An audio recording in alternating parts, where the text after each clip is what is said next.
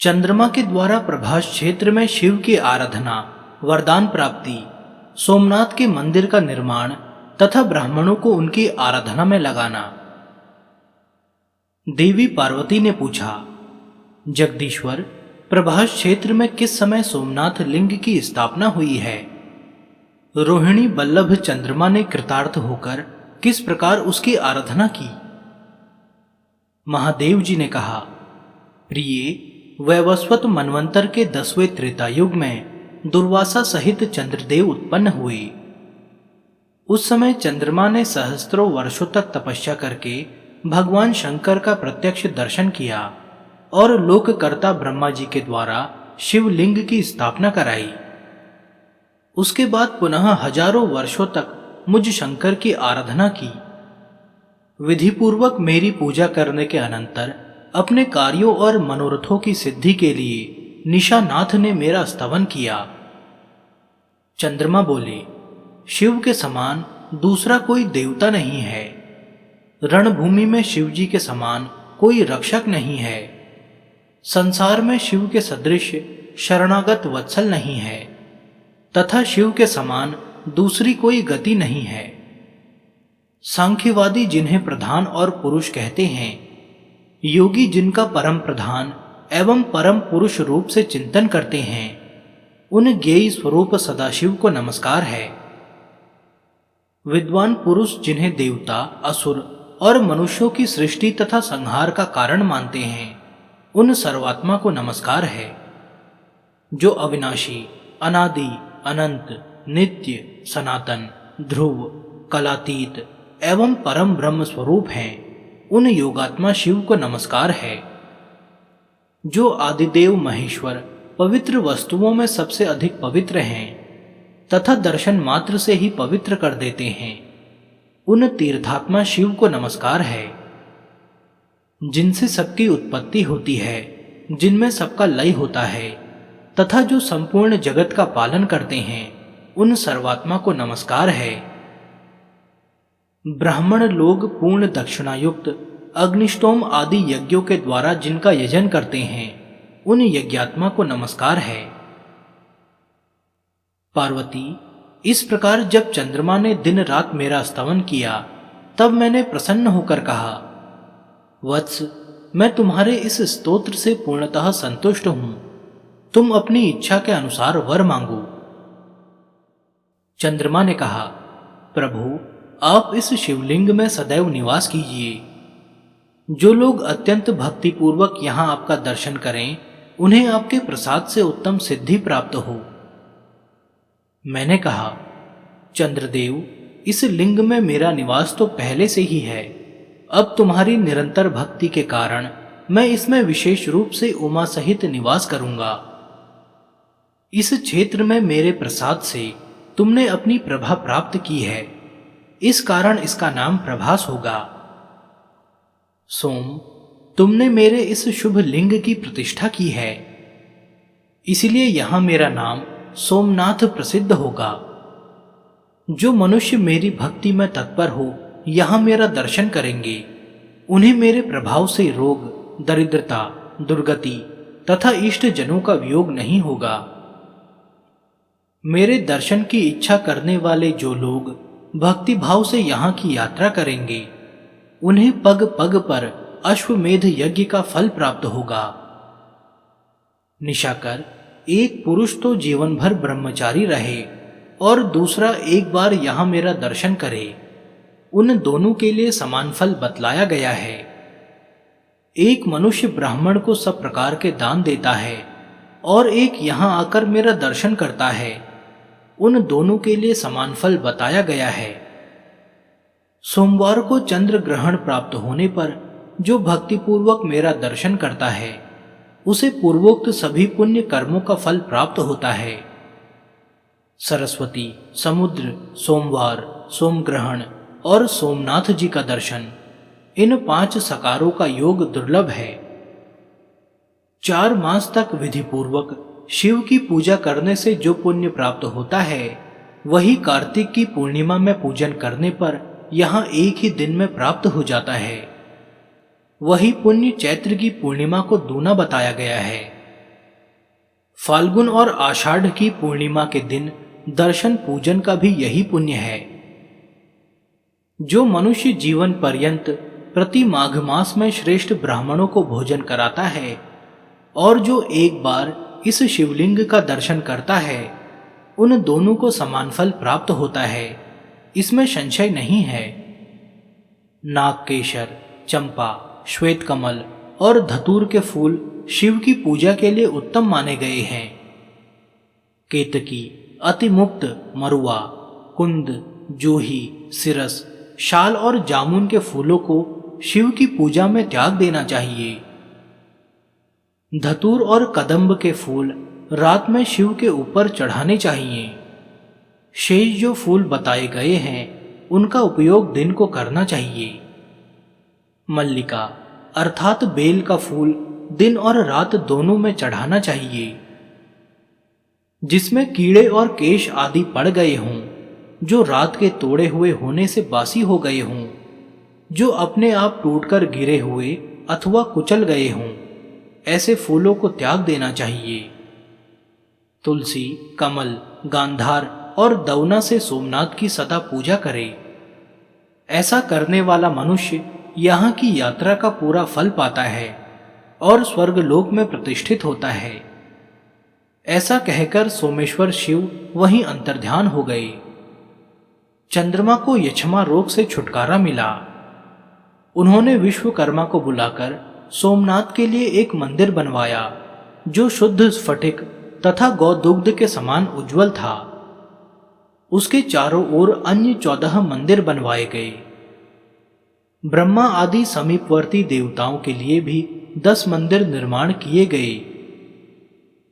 वैवस्वत मनवंतर के 10वें त्रेता में मंडप बनाकर विधिपूर्वक सोमेश्वर शिव की प्रतिष्ठा करके दीनों और अनाथों के लिए सैकड़ों और हजारों वापी, कूप, तड़ाग और ग्रह आदि बनवाए। सब कुछ बनवाकर पृथक पृथक ब्राह्मणों को विधिपूर्वक दान दिया। सोमेश्वर के समीप नगर बसाकर चंद्रमा ने ब्राह्मणों का पूजन किया और कहा, ब्रह्मा जी की कृपा से यद्यपि मैं आप लोगों का राजा हूं, तथापि विनय और भक्ति से ही कुछ निवेदन करता हूं। धन, सुवर्ण, रत्न, धान, जौ आदि अन्न, गाय भैंस आदि पशु, भांति भांति के वस्त्र, केला और नारियल के फल, पान और सुपारी तथा मनोहर उद्यान आप लोगों के लिए सब ओर उपस्थित हैं। जम्बू द्वीप के सब मनुष्य आपके अधीन होकर आपकी आज्ञा का पालन करेंगे। ब्राह्मण, क्षत्रिय, वैश्य, शूद्र तथा वर्ण संकर लोग भी आपको गुरु मानकर तीर्थ यात्रा करेंगे।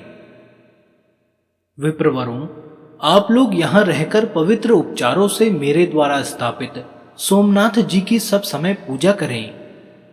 आप लोग स्मृतियों के सदाचार का पालन करने में कुशल हैं। यहां रहकर सबके व्यवहारों को देखिए और स्वयं भी श्रुति, स्मृति एवं पुराणों में प्रतिपादित धर्मों का आचरण कीजिए। यह सुनकर उन ब्राह्मणों ने कहा, चंद्रदेव, आप हम ब्राह्मणों के राजा हैं। आपने हमें सर्वथा उत्तम उपदेश दिया है। हम आपकी सब आज्ञा का पालन करेंगे। परंतु जो लोग किसी के द्वारा नियुक्त होकर वेतन लेकर पूजा करते हैं अथवा शिव निर्माल्य का सेवन करते हैं, वे पतित हो जाते हैं।